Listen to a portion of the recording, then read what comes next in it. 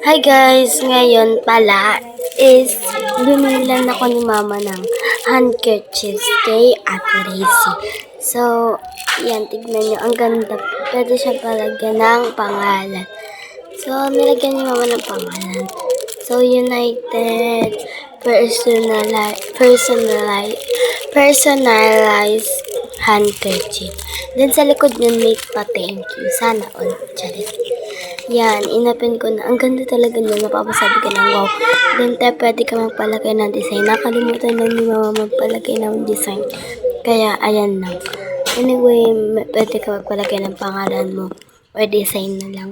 Samantha dapat yun. Kaso mahaba masyado. Kaya, Sam na lang. Sobrang ganda.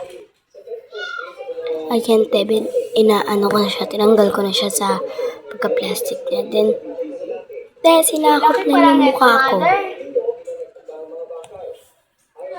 Ayan o, tignan nyo. O, diba? Sakop yung mukha ko. Then, in fairness, ang haba niya pala, Pero, pwede na din siya kasi maganda siya. Like, pampuna sa mukha, ganyan. Maganda din siya. So, thank you, Ate Racy. Yan, piniflex ko yung pangalan ko dyan. Like, flex yan. Hanggang dito lang. Bye-bye. I love you so much. Bye-bye.